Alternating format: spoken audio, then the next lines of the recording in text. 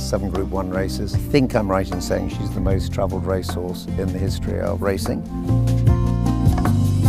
We've been very lucky to have this wonderful lady for 18 years now. She was born on the stud here at Stanley House, and we put the odd filly in training, and Ouija Board was a nice looking yearling by Cape Cross, from Cape Cross's first crop actually, and we liked her enough. We decided we'd keep her, and so she went into training with Ed Dunlop, and the rest is history, I guess. She was an amazing race mare for us. She won us 7 Group 1s. She took us on a journey that you wouldn't even dream about. I remember saying to Lady Tavistock once, you know, it's amazing, it's a dream come true. And she said, you're very arrogant if you have dreams like that. And that's literally what she achieved. For us, obviously, winning the Oaks was the high point. It was an extraordinary sensation. She won it so well. And that was when we suddenly realised we had a world champion on our hands. And then, is what we had no idea was we were going to travel the globe and have so much fun with her. The Breeders' Cup was an obvious run at the end of the year. And my brother maybe wasn't quite as keen as I was, but I felt it was somewhere we definitely had to go to. 2 horses went out to the Breeders' Cup that year from England, and both of them won. So it was an incredibly exciting time. And Ouija Board has taken the lead. Filmmaker is now second. Moscow Burning back to third. Wonder again from way back fourth and closing hard. But it's Ouija Board and Karen Fallon to win. But we ran as favourite in 3 Breeders' Cups, 1, 2, and we're unlucky not to win the 3rd one. And here's Ouija Board being so confidently handled by Frankie Dettori, just hand riding her along the inside, coming with the late runners. Filmmaker, Ouija Board in full flight for the wire. Filmmaker coming home gamely, Honey Rider, but this is another scintillating effort from the true superstar Ouija Board and Frankie Dettori. They win it by 3.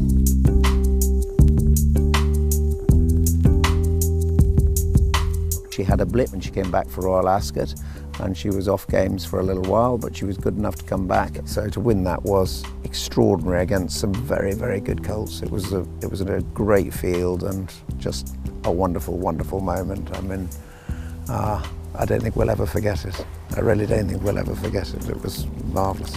Ouija Board, she sweeps down the outer, goes to Electrocutionist, hangs right-handed, but she sweeps the conquer. Ouija Board wins the Prince of Waleses. I suppose the Nassau at Goodwood was an incredible victory. I mean, it maybe wasn't the most important race or anything, but the tussle with Alexander Goldrun in the for 2.5 furlongs was simply amazing. They were neck and neck the whole time.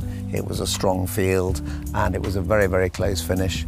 And my brother was very overexcited at when she'd won, and I said, just be careful, just look at the screen, she might not have won. He said, what do you mean? And when we looked at the photo, it was a photo finish, and it was literally a nostril between the two. So there were 2 very great race mares against each other, and I think that was very exciting. Ouija Board, the far side won't give in. Near side is Alexander Goldrun. Absolutely nothing between them. They race towards the line now. Photo! She won us 7 Group 1 races. She won at Royal Ascot. She won at Hong Kong. Ouija Board gets through, gets the split. The Wonder Filly rushes the best gift. 6-inch Westerner. Cheer, one of the world's great fillies. Ouija Board runs away. 2 lengths clear. Europe's champion last year wins the Vase by 2. She travelled to Hong Kong, I think, 4 times. She travelled to Singapore. She travelled to Dubai.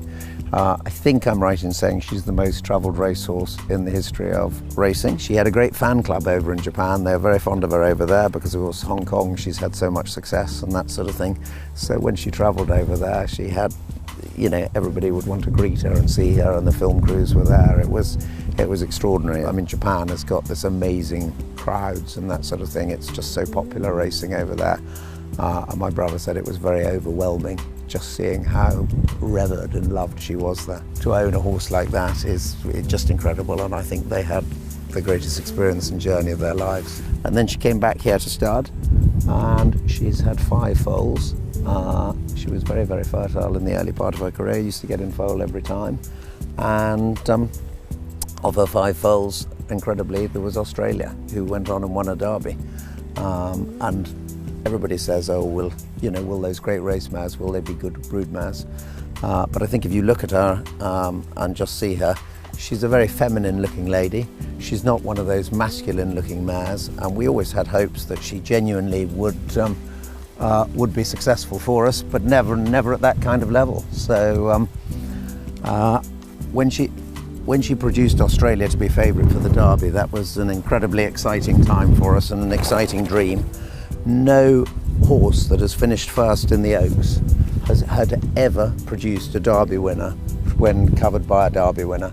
So her achievement with Australia is literally unique. So to have, as far as we're concerned, one of the greatest race mares, who then turned into one of the great brood mares, is more than you dream about. So we've been very, very lucky.